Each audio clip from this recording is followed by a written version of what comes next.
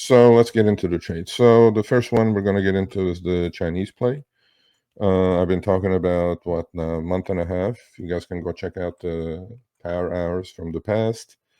Let's look at some of these charts. Baba up again today. Look at that. I mean, that thing is going parabolic now, to be honest with you. But any pullback now on Baba to about 120 Alibaba is a buy or a sell, can't secure put. I was on this trade like from the mid 80s. Got in, got out too soon, but there were reasons for it. So why did I pick the Chinese market? Okay, so this is Bili, which is YouTube of China. So let's just stick with these two because we traded these.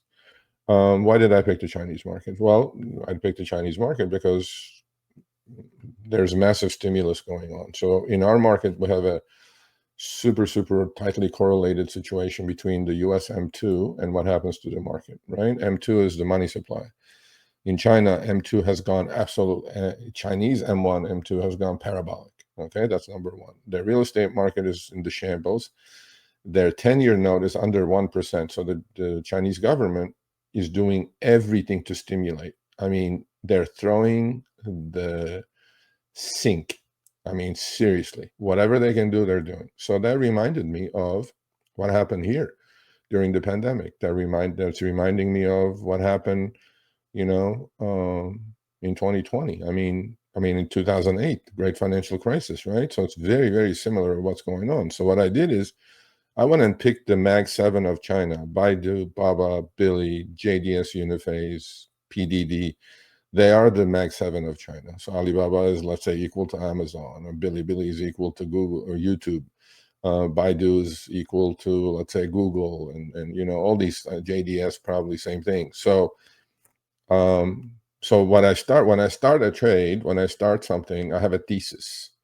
My thesis was the Chinese government is going to do everything not to have the economy slow down, number one. And then there was a lot of tariff talks, so all these stocks were getting beaten down, because if you look at long-term charts of these stocks, let's say if you look at Bili for 3 years, I mean, it has just started moving. This thing was, if you look at a 10-year chart, this thing was $150 number in 2021.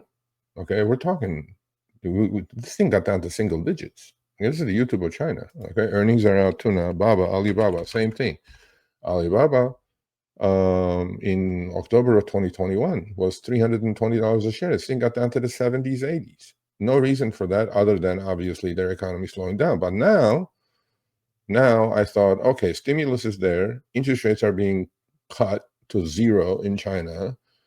And yes, I do understand some of you may have questions about, tariffs, let's say, right? Well, tariffs, I think, is just nothing more than a bark, as we know. President Trump is doing exactly what he said he's going to do. He put the tariffs on, but I think it's more of a saber rattling situation, more of a negotiation tactic. So that's the fundamental side of the story, right?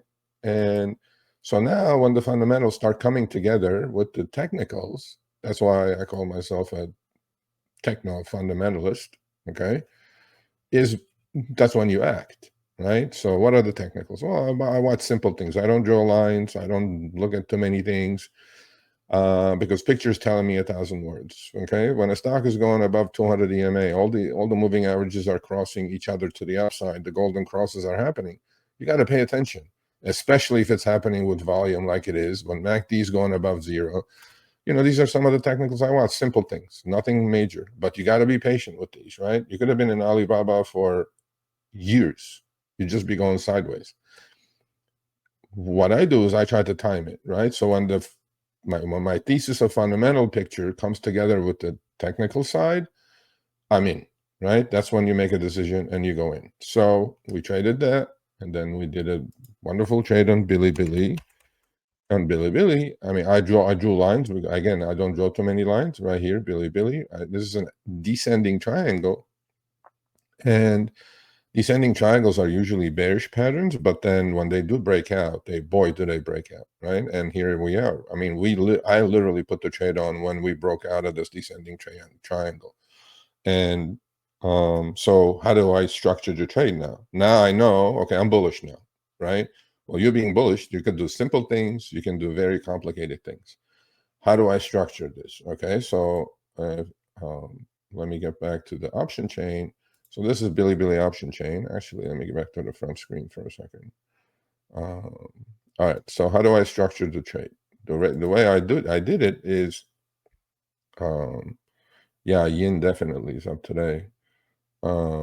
So how did I do it? All right, so there are things called, I could buy the shares, right? Well, I don't want to put up that kind of money. What I want to do is I want to risk little and make a lot. Okay. So, okay, on Bili, when it broke out, right about 19, it was, or maybe it was 18 and a half, 19. I said, I'm going to sell the at the money puts. Okay. And I'm going to buy the $20 calls. That was March. And I bought the call spread, call debit spread with that money that I took in. Because so when I did sell the puts, some of you may understand this, some of you may not, but those are cash secured puts, right? So I actually want to own Bili, but I want to own at a future date. I don't want to own it today. So the way I structured the whole thing was, when I sold the puts, I took in some money. Somebody paid me some premium, okay? Then I turned around and used some of that money to buy calls. So that's called a synthetic long, right? I'm not long the shares, but if the stock moves, the puts that I sold are paying for the calls that I bought. And there was credit left over. There was money left over. So what do I do with that money left over? It's burning a hole in my pocket. So what do? I go spend that money, whatever's left over now, on a call debit spread. Call debit spreads are you buy, and those went out to April.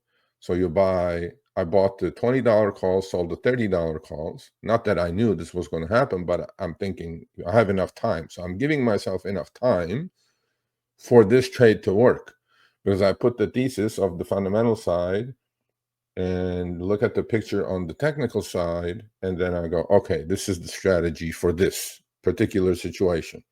And without putting $1 out of my pocket, I had massive long exposure on Bili.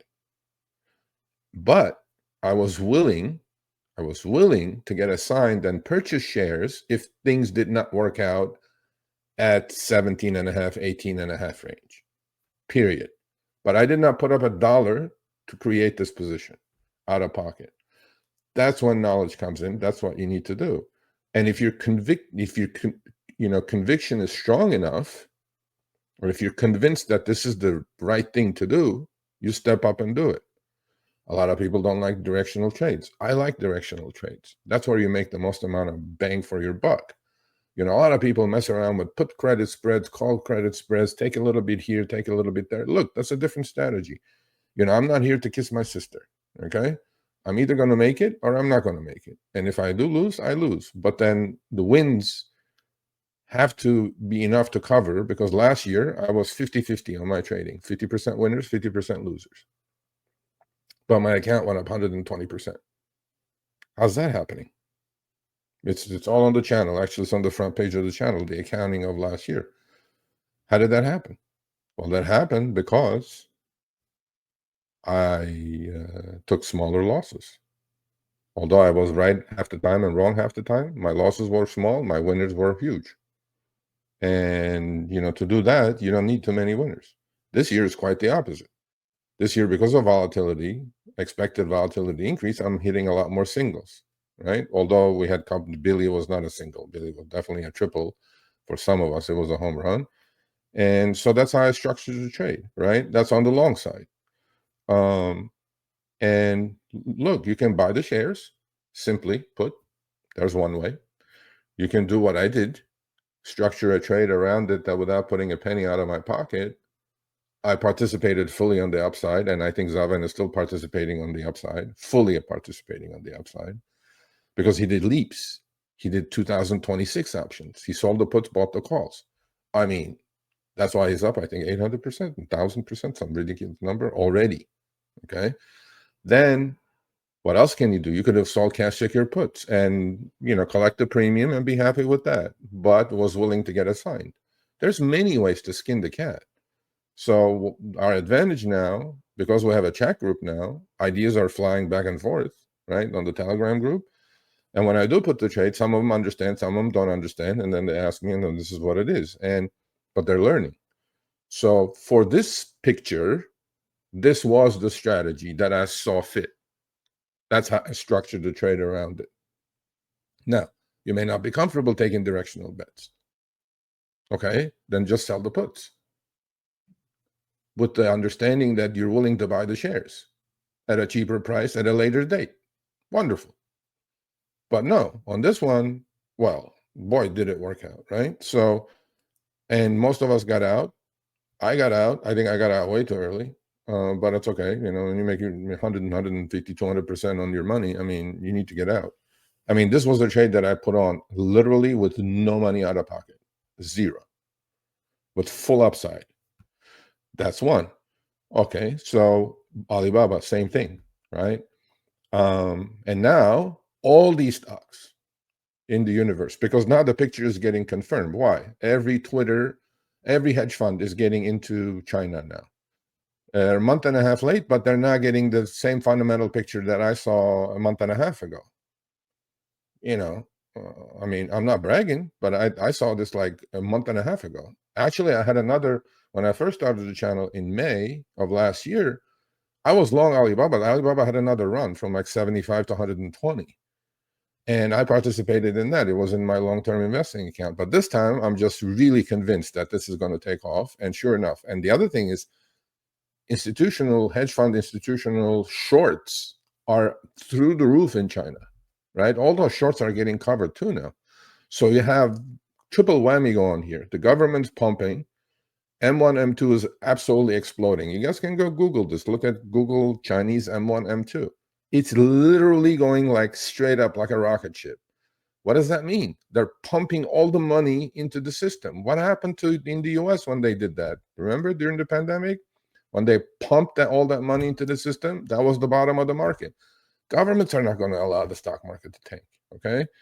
I mean, look, you'll have down days like this, but then overall, what is the picture of the stock market? It goes up, yeah, you have whooshes. You have whooshes like a pandemic, 40% in like a month and a half. Yeah, but then you got to protect yourself. That's why you have index puts. However, what I'm trying to say is that now institutions are catching up. I post some things on the Telegram chat group. Now they're all like in the trade. Okay, fine, good. But is this, and by the way, this is not a just 1 month trade that I'm putting on here, right? This is going to be a cyclical, secular bull market on these stocks. So now I have 4 or 5 stocks that are on clear uptrends, and some have gotten super extended, but they're on clear uptrends now. So what does that provide me? That provides me 4 or 5 stocks, because I don't need to deal with 10,000 stocks. I know my fundamental picture is correct. I know my technical picture is correct. Okay, now you do your trade. You can buy and hold these things. There's no problem with any of that.